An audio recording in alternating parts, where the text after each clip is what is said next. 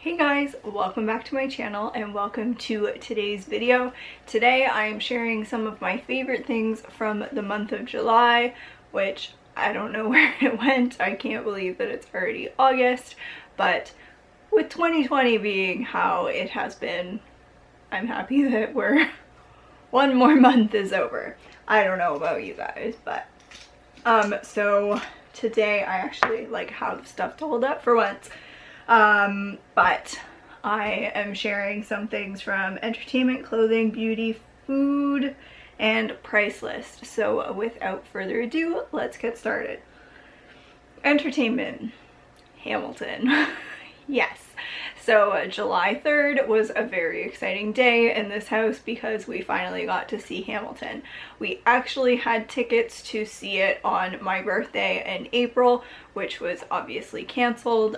So I'm happy that I got to see it in some capacity this year. Obviously, it's not the same as going to see it in person, but getting to watch it on Disney Plus, especially with the original Broadway cast, is pretty cool.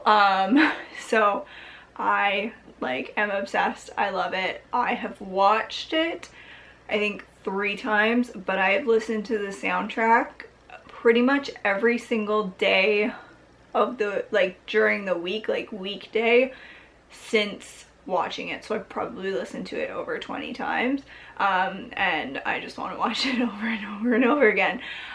It's amazing. It's so well done. It's so smart. It's so witty. I love it and I want to watch it. My husband said yesterday, he's like, you have a problem, but you know what, that's fine. If I can't go see a musical, I'm happy that I can watch it at home. So my favorite songs are Wait For It and One Last Time, because Christopher Jackson as George Washington, his voice is amazing. I could listen to those songs over and over again, and yeah, they're more of the singing songs than the rapping songs. I still like the rapping songs, but I love all of it, but those are my favorites, and the ones that I crank it up. But let me know, have you watched it? What do you love? What's your favorite song, favorite part? Let me know.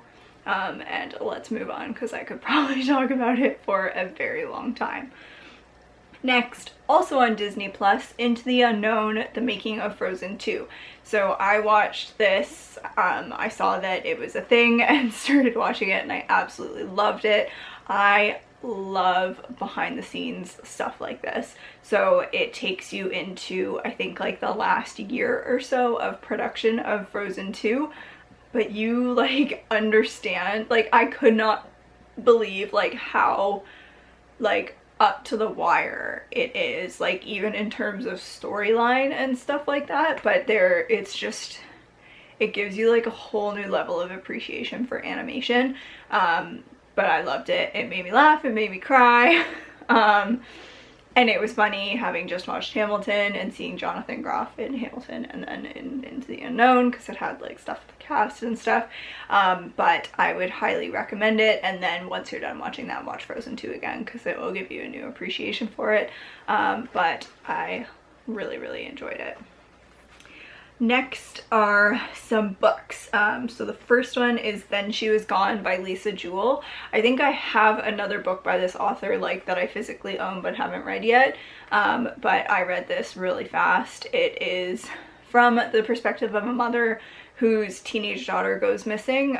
So there's the timeline, there's stuff from before she goes missing or before she disappears, and then years later up to 10 years later, and then other characters are introduced and if they're connected or how, and it's just really good. And when I'm reading a thriller like that, I'm not necessarily trying to figure it out myself. I'm just reading it and watching it unfold. But this one I had a guess, and I was so close to how it was all connected, but I really enjoyed it. And then Next is Blink by K.L. Slater. I actually read this one first, but it was similar in that it was from the perspective of a mother whose like 5-year-old goes missing. But again, like other characters, and like there's from someone's perspective, but you don't really know like who it is yet. And then the story unfolds, and like I remember that book, like chapters would end and I'd be like, whoa. Okay, not what I thought was happening. And then I finished it one night before bed and then had a little bit of trouble falling asleep. So maybe wouldn't recommend reading this one right before you go to bed, but I still did really enjoy it. And I read both of them in like 4 days each, like quick reads. I was into both of them, read them really fast. The last book is Act Like a Lady. It's from the Lady Gang. They have a podcast and they had a TV show, so it's Keltie Knight, Jack Vanek, and Becca Tobin. But Act Like a Lady is their book, and it's like short essays about different areas in your life, so like love and friendship and career and stuff like that. But I enjoyed just getting like a little bit of insight into their lives. Like you do get to know them from listening to the podcast, but I feel like this was just like a deeper level, especially about like some areas of their life. But I really enjoyed it. It's like a fairly like light-hearted read, but I did actually buy it. I just don't have it. I've lent it to someone, so I don't have it to hold up, but I definitely really enjoyed it. It was a good like summer light read, like it'd be good to take to the beach or read by the pool or something like that, but I really liked it. Okay, clothing. I actually have like kind of a clothing item, and it is this hat that I got from the company Ten Tree. I did not used to like buy or wear hats, but in the last couple years I think I now have 4 hats. I have a Blue Jays one that I got now, Lonnie. I have a Waitress, the musical one, and then this one. So this is from the company Ten Tree. It has a little pineapple on it. But Ten Tree is a Canadian company, and for every item that you purchase, they plant 10 trees. So kind of like, not really in your name, but like you're the reason that that's happening. And then it comes with, there's something clipped onto the inside that has a little tag that has a number associated with it, and that you can use to like track where the trees are, that you can like see them grow.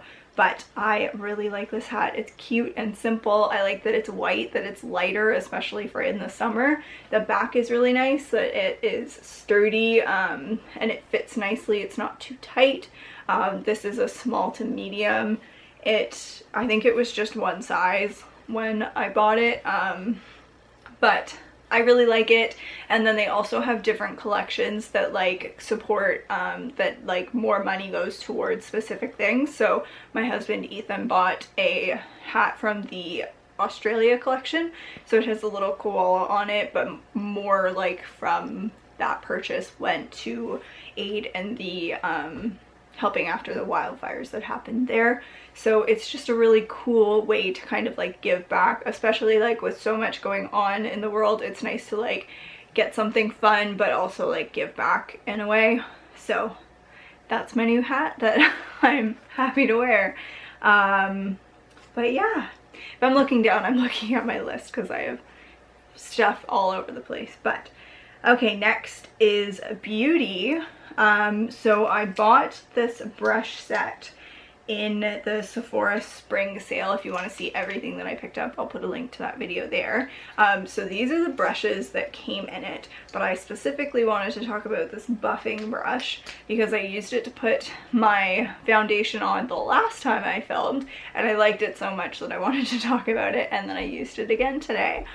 So it's not like overly dirty, but it's just kind of short but very, very soft, and I just applied the foundation to the top of it and then brushed it in, but it goes on so smooth. I used to use one of those silicone blenders, which I liked because it felt like you didn't have to use it made like the drop that you put on go very far, but I felt like I needed to like keep going over the same spots to cover it up to get more coverage, whereas this I feel like I get more coverage faster.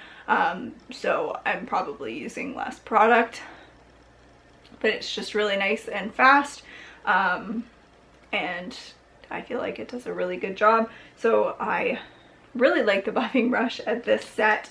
Is the Complexion Uncomplicated brush set.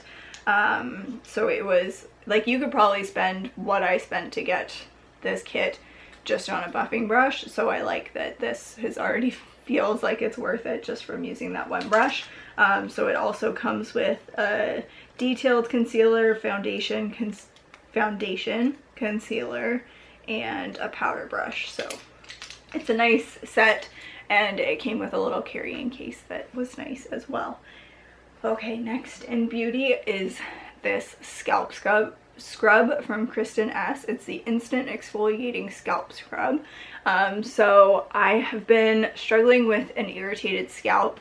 Like I always kind of scratch my head, like, and I had noticed that I've been doing it more, and then when I went to get my first haircut after lockdown kind of everything, my hairdresser said like, oh, is your scalp irritated? And I was like, yeah, and then like proceeded to like, it sunk in how much it was bugging me.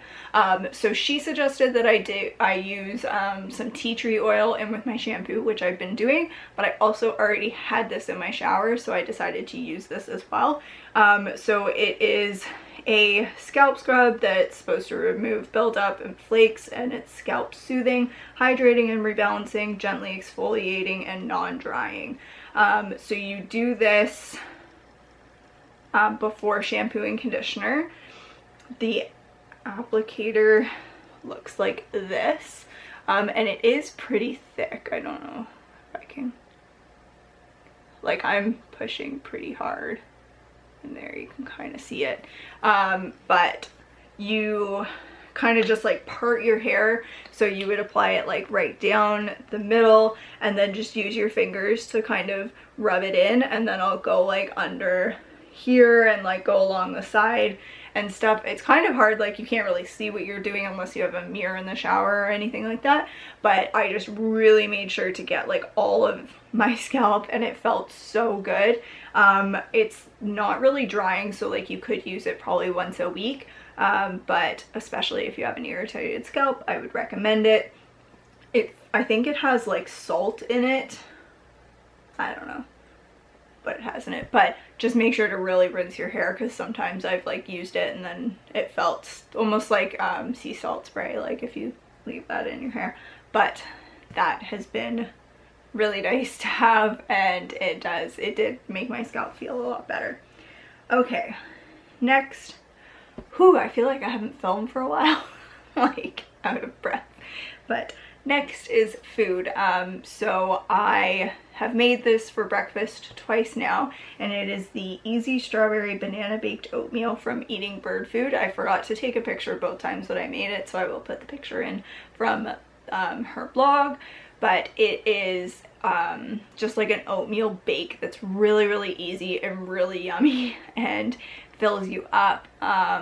It has like rolled oats, almond milk, maple syrup, some cinnamon, but then like chopped strawberries and bananas. It has like a mashed banana in it, so it kind of tastes like banana bread, but then there's sliced banana too and strawberries. And then I also made it when we didn't have strawberries, so I used raspberries, and it's really good, and chocolate chips too. But it's nice. I just baked it the night before and then just put it in the fridge and reheat it every morning for breakfast, and it is delicious. It's so good and so easy. And the bag of like rolled oats that I had made at least 2 batches, so it was good, but I would definitely recommend it. And then next is the app that I've been using starting in July. I've used it a few years ago, but now back onto it, is MyFitnessPal. So during quarantine, when everything first started, I was like, I'm eating whatever I want, because like who knows what's going on, and that was fine. It's not that I really like gained a ton of weight, but I've kind of been at the same weight for a long time, that I could probably lose a little bit of weight. So I wanted to be more conscious of what I was eating, and MyFitnessPal is the way that I'm doing that. So it basically tracks calories. I just use the free version. You can buy the premium version that if you want to track macros or anything like that, you can do that. So basically you just set a calorie goal based on how quickly and how much weight you want to lose. And then you just track the food that you eat every day. You can set goals for how much protein or whatever you want to eat. And it just kind of keeps you accountable. It has a database that you can easily search, like a banana, and people have already entered it. You can search for recipes, you can import recipes, you can make your own recipes. So say if you have coffee with cream and sugar, you can add that, and then because coffee isn't any calories, but the cream and the sugar would be, so you can like make that a recipe and then quickly add that all together. But I've seen some success with it, and it's been good. Like obviously, like you can go over your calorie count and it's just like keeping you accountable that you want to stay within your goal. But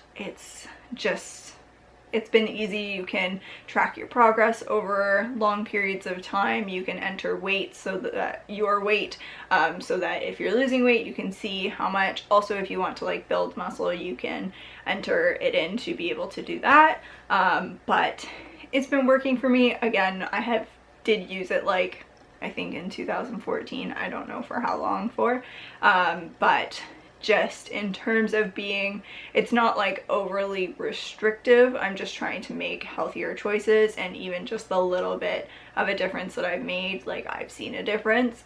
So if you have overindulged during the last few months, and you want to just kind of get back into things, MyFitnessPal I think is a good way to do that.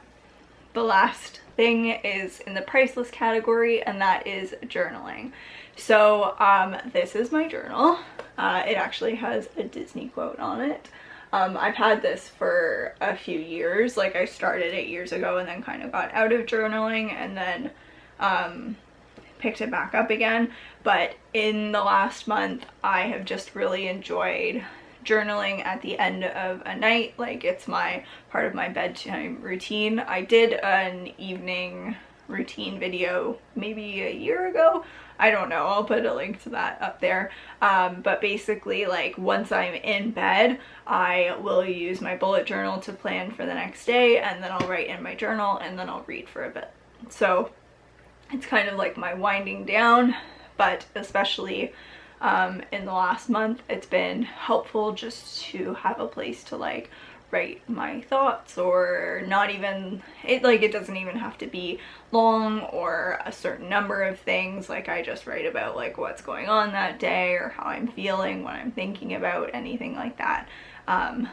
Last year I wanted to journal every day, and so I found on Pinterest like journal prompts, so I wrote the whole year down and then referenced that, just to like get me into the routine of journaling, and also like asking myself like deeper questions.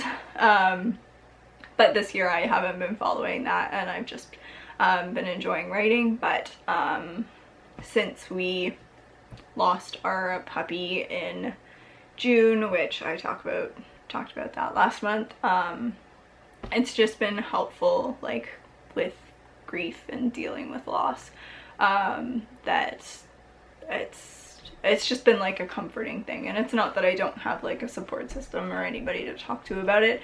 It's just like, you know, like nothing like putting pen to paper. So I have enjoyed journaling, and that is something that's like simple. It's the little things, but that is what I wanted to talk about for the priceless item for this month. So I hope you guys enjoyed this month's favorites. Let me know what you enjoyed during the past month in the comments below. Let me know if you've tried any of this stuff. And thank you guys so much for watching. I will see you in my next video.